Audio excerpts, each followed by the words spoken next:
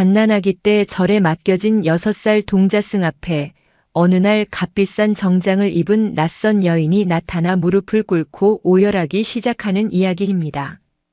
이야기는 지금으로부터 6년 전 아주 깊은 산속에 자리한 작은 사찰에서 시작됩니다.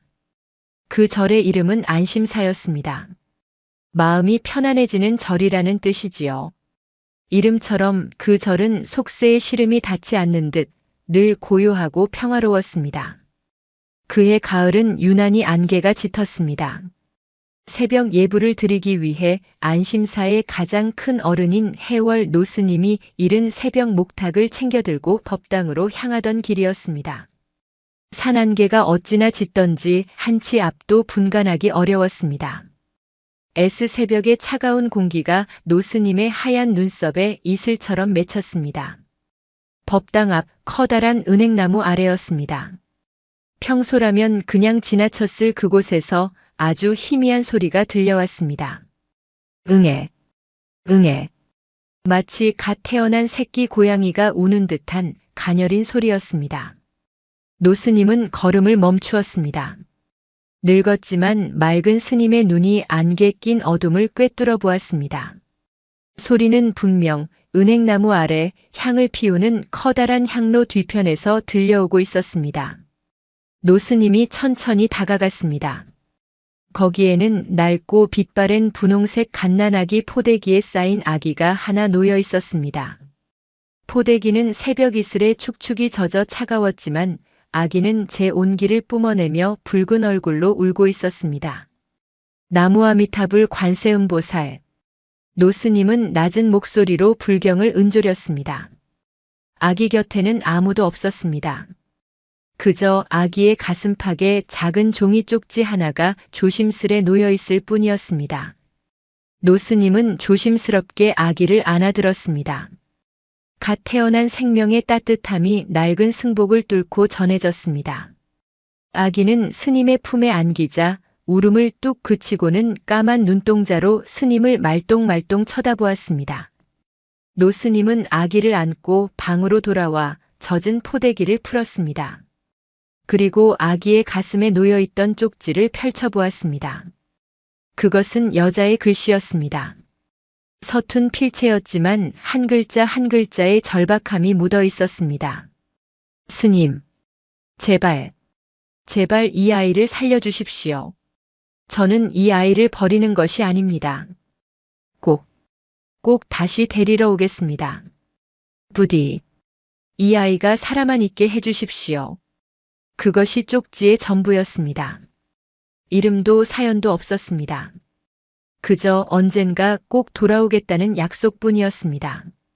해월 노스님은 한참 동안 쪽지를 바라보다가 아기의 얼굴을 들여다보았습니다. 내가 부처님과 인연이 깊구나.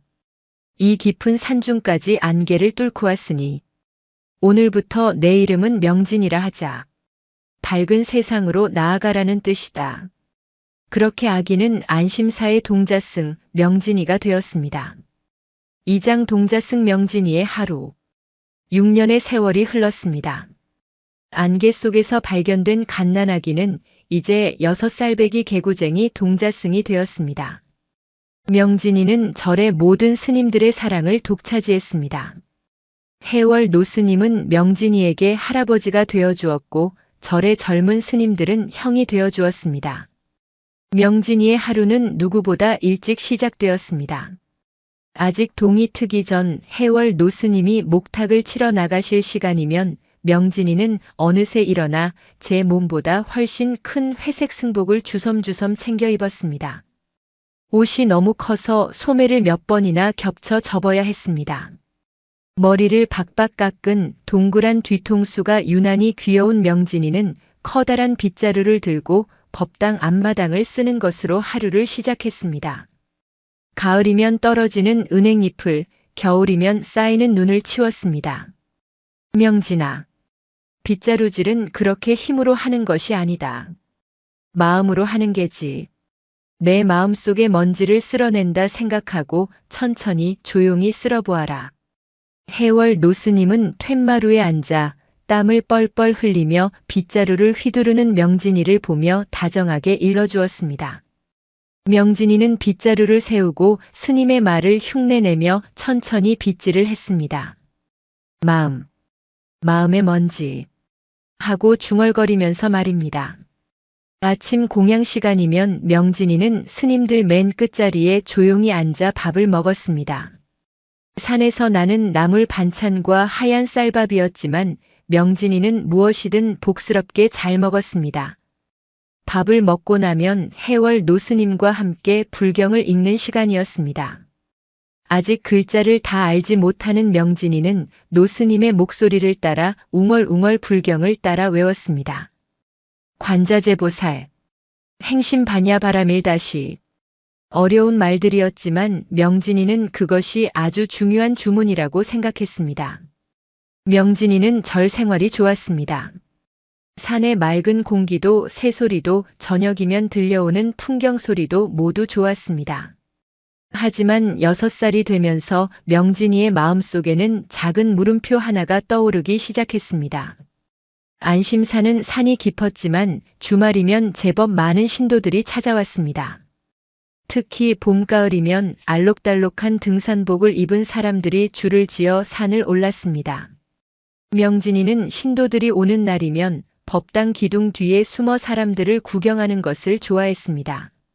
사람들은 저마다 다른 얼굴을 하고 다른 옷을 입고 있었습니다. 그러던 어느 가을날이었습니다. 명진이는 그날도 커다란 기둥 뒤에 숨어 마당을 내려다보고 있었습니다. 마당 한가운데 붉게 물든 단풍나무 아래 한 가족이 쉬고 있었습니다. 젊은 부부와 명진이 또래의 작은 여자아이였습니다. 여자아이가 돌부리에 걸려 넘어졌습니다. 앙! 하고 울음이 터졌습니다. 그러자 젊은 여자가 달려와 아이를 번쩍 안아 올렸습니다. 아이고 우리 딸. 아팠구나. 엄마가 호해줄게. 호. 여자는 아이의 무릎에 난 작은 상처에 입김을 불어주며 아이를 꼭 껴안아 주었습니다. 아이는 금세 울음을 그치고 여자의 목을 껴안았습니다. 명진이는 그 광경에서 눈을 뗄 수가 없었습니다. 엄마. 처음 들어보는 아주 따뜻하고 낯선 말이었습니다. 저렇게 꼭 껴안아주고 아픈 곳을 불어주는 사람을 엄마라고 부르는구나. 명진이는 자신도 모르게 가슴 한쪽이 아릿해지는 것을 느꼈습니다. 자신을 껴안아주는 사람은 해월 노스님도 다른 스님들도 있었지만 엄마라고 부르는 사람은 없었습니다. 그날 저녁 명진이는 해월 노스님의 무릎을 베고 누워 조용히 물었습니다. 스님, 왜 그러느냐? 명진아, 어머니가 뭐예요? 해월 노스님은 붓글씨를 쓰던 손을 멈추었습니다. 노스님은 한참 동안 말이 없다가 명진이의 동그란 머리를 천천히 쓰다듬었습니다. 어머니라. 노스님의 목소리는 밤 공기처럼 차분했습니다. 어머니는 명진아, 모든 생명의 시작이란다. 이 거대한 나무의 뿌리와 같은 것이지. 우리가 볼 수는 없지만 늘 우리에게 물과 양분을 보내주어 우리가 이리 살아 숨 쉴 수 있게 해주는 그런 분이란다. 명진이는 눈을 끔뻑였습니다. 너무 어려운 말이었습니다. 그럼 저도 어머니가 있어요. 그렇지. 너를 이 세상에 있게 해준 분이니 분명히 계시지. 그럼 제 어머니는 어디 있어요? 왜 나는 못 만나요? 해월 노스님은 명진이의 까만 눈을 가만히 들여다보았습니다. 그 작은 눈에 자신도 모르는 그리움이 담겨 있었습니다. 명진아, 내가 맡겨지던 날, 내 어머니는 꼭 다시 오겠다고 약속하셨단다. 아마 지금도 너를 데리러 오기 위해 아주 열심히 살고 계실 게다. 그러니 우리는 묵묵히 기다리며 너의 하루를 튼튼하게 채우고 있으면 되는 것이다. 명진이는 그 말을 다 이해하지는 못했지만 꼭 다시 오겠다는 약속 하나만을 마음에 새겼습니다. 그날 이후 명진이는 마당을 쓸 때마다 저 멀리 산 아래에서 절로 올라오는 굽은 길을 하염없이 바라보는 버릇이 생겼습니다.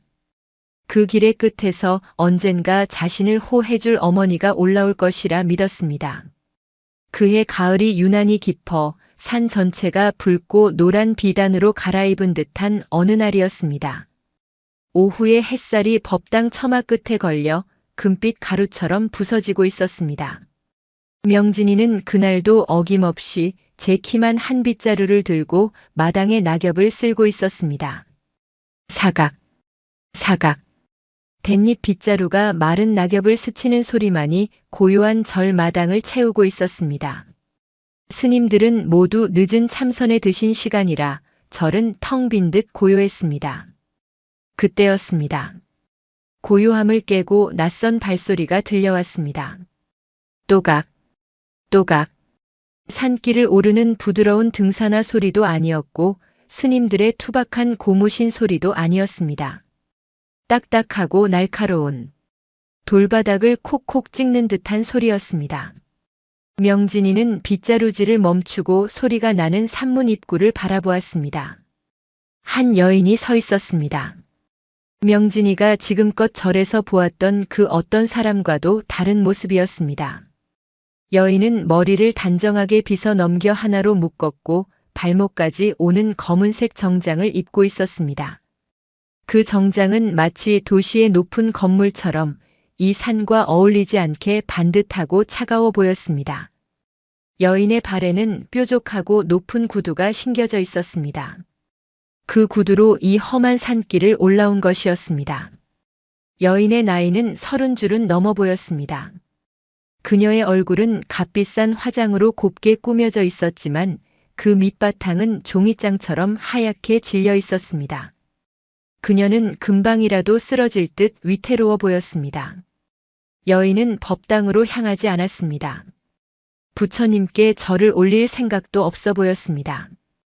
그녀는 마치 넋이 나간 사람처럼 텅 빈 마당을 천천히 둘러보았습니다.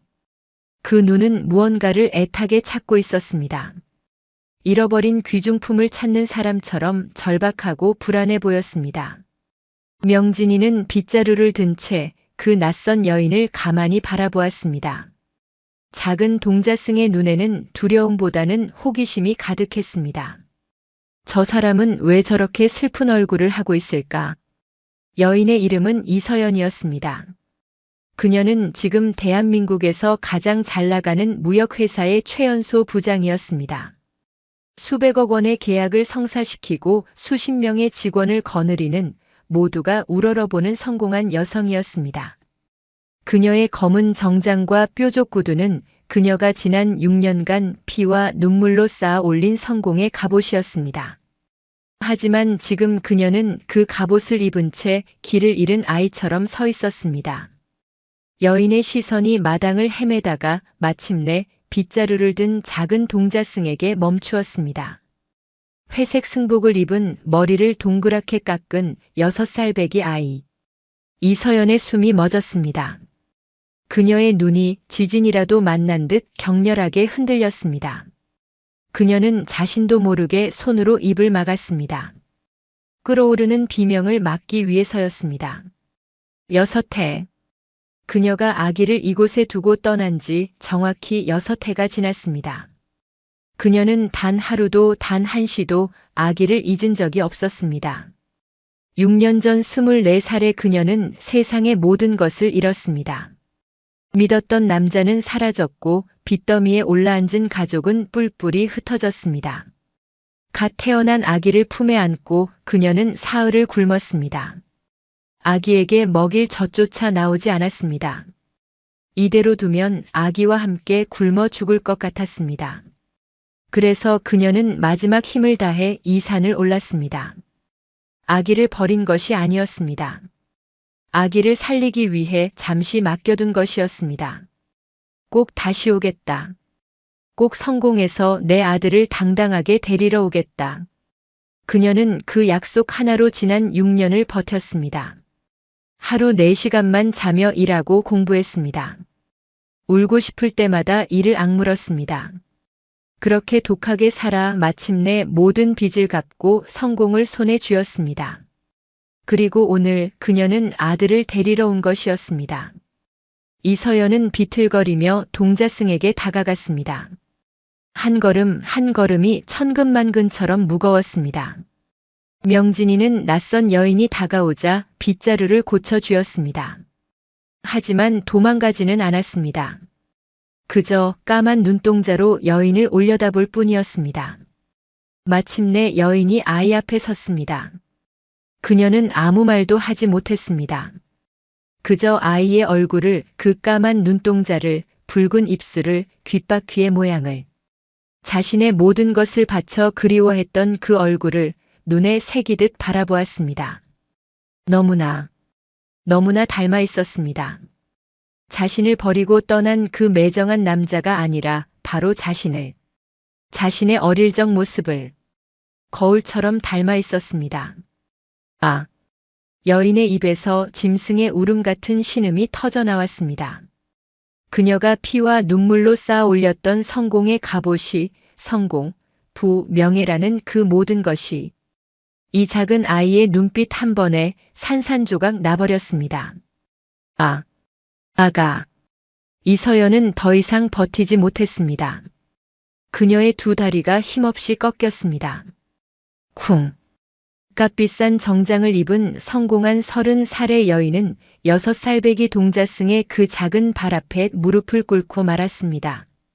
그리고 억눌러왔던 6년의 울음이 댐이 무너지듯 터져 나왔습니다. 미안하다. 아가야. 내가 너무 늦었다. 미안하다. 그녀는 흙바닥에 이마를 박고 어린아이처럼 목 놓아 울기 시작했습니다. 명진이는 그저 제 앞에서 통곡하는 낯선 여인을 놀란 눈으로 바라볼 뿐이었습니다. 명진이는 생전 처음 보는 광경에 어쩔 줄을 몰랐습니다. 어른이, 그것도 저렇게 반듯하고 멋진 옷을 입은 어른이 흙바닥에 엎드려 저토록 서럽게 우는 모습은 처음이었습니다. 동자승은 작은 손으로 제 머리를 극적였습니다. 그러다가 해월 노스님이 자신을 달래줄 때 하던 행동이 떠올랐습니다. 명진이는 조심스럽게 빗자루를 내려놓았습니다. 그리고 엎드려 우는 여인의 등, 그 검은 정장 위로 제 고사리 손을 얹었습니다. 그리고는 천천히 서툴게 등을 토닥였습니다. 울지 마세요. 울면 아파요. 해월 노스님이 명진이 울 때마다 해주시던 말이었습니다. 그 순간 이서연의 울음이 멎었습니다.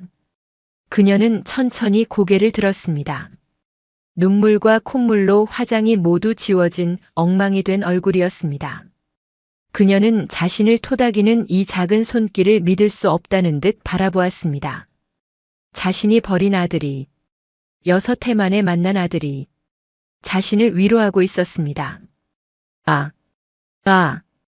이서연은 그 작은 손을 와락 붙잡았습니다. 그리고는 자신의 눈물 범벅이 된 뺨에 가져다 대었습니다. 따뜻하구나. 내 아가. 그녀는 명진이의 손을 붙잡고 다시 한번 오열했습니다. 바로 그때였습니다. 나무아미타불. 낮고도 깊은 목소리가 두 사람을 감쌌습니다. 해월 노스님이 어느새 참선을 마치고 툇마루에 서서 이 광경을 조용히 지켜보고 있었습니다. 이서연은 그제야 정신이 든 듯 황급히 명진이의 손을 놓고 일어서려 했습니다. 하지만 뾰족 구두가 흙바닥에 박히고 다리에 힘이 풀려 다시 휘청거렸습니다. 보살님. 해월 노스님이 천천히 마당으로 내려왔습니다. 노스님의 손에는 나무 지팡이가 들려 있었지만 그 눈빛은 지팡이보다 더 단단하게 여인을 지탱해 주었습니다. 일어서시지요. 바람이 찹니다. 아이가 놀랐습니다. 이서연은 부끄러움과 죄책감에 고개를 들지 못했습니다. 스님, 제가 알고 있습니다. 해월 노스님이 조용히 말했습니다. 6년입니다. 6년 만에 약속을 지키러 오셨구려. 이서연은 깜짝 놀라 고개를 들었습니다. 약속. 네. 꼭 다시 오겠다던 그 약속 말입니다. 어서 안으로 드시지요. 명진아. 너도 이리 오너라. 내가 기다리던 손님이 오셨다. 노스님은 모든 것을 알고 있었습니다. 아니, 이서연이 돌아올 그날을 명진이와 함께 6년 동안 기다리고 있었습니다. 해월 노스님의 방은 작고 아늑했습니다. 방 안에는 묵향과 잘 마른 쑥 향기가 배어 있었습니다. 노스님은 이서연과 명진이를 따뜻한 아랫목에 앉혔습니다. 그리고는 끓인 물을 부어 국화차를 내어주었습니다. 이서연은 여전히 떨리는 손으로 찻잔을 들었지만 차를 마시지는 못했습니다. 그녀의 시선은 제 옆에 얌전히 앉아 찻잔을 두 손으로 꼭 쥐고 있는 명진이에게 고정되어 있었습니다. 이름이 명진이. 밝을 명에 나아갈 진입니다. 밝은 세상으로 나아가라고 부처님께서 지어주신 이름이지요. 노스님이 대답했습니다. 명진아, 이 보살님께 절을 올리어라. 너를 이 세상에 있게 해주신 아주 귀한 분이시니라. 명진이는 스님의 말에 고개를 갸웃거리면서도 이서연을 향해 공손하게 합장을 하고 절을 올렸습니다. 아, 안 돼. 이러지 마. 내가 너에게 절을 받아야 하는데. 이서연은 저라는 아이를 보며 어쩔 줄 몰라 했습니다. 노스님은 그런 두 사람을 물끄러미 바라보다가 방 한쪽에 놓인 낡은 나무 괴짝으로 향했습니다. 괴짝은 자물쇠도 없이 그저 오래된 나무의 무게로 닫혀 있었습니다. 스님이 뚜껑을 열자 안에는 몇 권의 불경과 깨끗하게 접힌 천 조각들이 보였습니다. 노스님은 그 괴짝 가장 깊은 곳에서 꾸러미 하나를 꺼냈습니다. 빛바랜 분홍색 포대기였습니다. 이서연이 6년 전 아기를 쌌던 바로 그 포대기였습니다. 스님은 그것을 이서연의 무릎 위에 조심스럽게 올려놓았습니다. 이것은 내 어머니가 너를 위해 남긴 것이니 내가 간직해야 할 것이다. 노스님은 명진이를 향해 말했지만 그 꾸러미는 이서연을 위한 것이었습니다. 이서연은 떨리는 손으로 포대기를 풀었습니다. 그 안에는 그녀가 6년 전 울면서 썼던 작은 쪽지가 잉크가 번진 채 그대로 들어 있었습니다. 꼭 다시 데리러 오겠습니다. 이서연은 그 쪽지를 붙잡고 또다시 소리 없는 눈물을 흘렸습니다. 자신이 버려지지 않았다는, 자신의 6년이 헛되지 않았다는 증거였습니다. 그런데 보살님, 노스님이 입을 열었습니다. 이 포대기 안에는 보살님이 남기신 쪽지 외에 다른 것이 하나 더 들어 있었습니다. 네, 다른 것이라니요. 이것입니다. 노스님은 포대기보다 더 깊은 곳에서 누렇게 변색된 편지 봉투 하나를 꺼냈습니다. 그것은 일반 편지 봉투가 아니라 병원에서 쓰는 약을 담아주는 두꺼운 종이 봉투였습니다. 봉투의 귀퉁이에는 검붉은 얼룩이 묻어 있었습니다. 이것은 아기의 아버님이 남기신 것입니다. 아, 아버지요. 이서연의 얼굴에서 핏기가 완전히 가셨습니다. 거짓말. 그 사람은 저와 아기를 버리고 도망쳤어요. 빚쟁이들을 피해서. 저 혼자. 이서연의 목소리는 분노와 배신감으로 떨렸습니다. 그녀가 지난 6년간 독하게 버틸 수 있었던 또 다른 이유는 바로 그 남자에 대한 증오였습니다. 그렇게 알고 계셨습니까? 해월 노스님은 슬픈 눈으로 이서연을 바라보았습니다. 보살님이 아기를 맡기고 가시던 그날 새벽. 안개가 아주 짙었지요. 저는 법당에서 아기를 안고 들어온 직후였습니다. 그런데 산문 밖에서 짐승이 끙끙 앓는 듯한 소리가 들렸습니다. 노스님은 그날을 회상했습니다. 젊은 스님들과 나가보니 한 사내가 피투성이가 된 채 절의 문턱을 기어오르고 있었습니다. 그는 이미 숨이 거의 끊어져 있었습니다. 한쪽 다리는 꺾여 있었고 온몸이 멍과 상처투성이었습니다. 그가, 그 사람이, 네, 그 사내였습니다. 우리는 그를 방으로 옮겼지만 이미 늦었습니다. 그는 마지막 숨을 몰아쉬며 제 손을 붙잡고 아기, 제 아들, 살려주시오. 그 말만 반복했습니다. 노스님은 말을 이었습니다. 그리고는 품속에서 피에 젖은 이 봉투를 꺼내어 아기, 어미에게 꼭 이 말을 남기고는 눈을 감았습니다. 저희는 그 사내를 법당 뒤편 양지 바른 곳에 묻어주었습니다. 이서연은 아무 말도 할 수 없었습니다. 자신이 알고 있던 모든 진실이 한순간에 무너져 내렸습니다. 도망친 것이 아니었습니다. 빚쟁이들에게 붙잡혀 이런 몹쓸 짓을 당한 것이었습니다. 그럼 왜 저를 찾아오지 않고, 왜 이 편지를 읽어보시지요. 보살님을 찾아갈 수 없었던 이유가, 그리고 이 아기를 스님에게 맡기지 않고 보살님에게 전하려 했던 이유가 이 안에 있을 것입니다. 노스님은 피 묻은 봉투를 이서연에게 건넸습니다. 봉투는 겉에 아무것도 쓰여 있지 않았습니다. 이서연은 귀신에 홀린 듯 덜덜 떨리는 손으로 봉투를 열었습니다. 안에는 병원 진단서 한 장과 그 뒷면에 급하게 갈겨 쓴 편지가 있었습니다. 진단서의 이름은 이서연이 알던 그 남자의 이름이 아니었습니다. 강지훈. 전혀 모르는 이름이었습니다. 이름이 아마 보살님을 지키기 위해 마지막까지 가명을 썼던 모양입니다. 노스님이 낮게 말했습니다. 이서연은 진단서 뒷면의 편지를 읽어 내려갔습니다.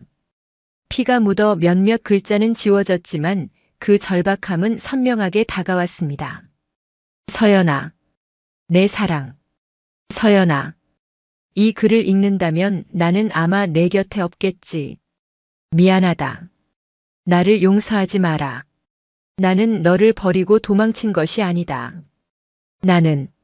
나는 너와 우리 아기를 지키려 했다. 내 아버님의 빚. 그것은 사기였다. 그놈들은 처음부터 너희 가족을 노린 것이었다. 내가 그 증거를 찾았다. 하지만 그놈들에게 발각되었다. 그들은 나를, 이 다리로는 더 이상 너에게 갈 수가 없다. 서연아, 나는 내가 얼마나 힘든지 안다. 내가 우리 아기를 얼마나 사랑하는지도 안다.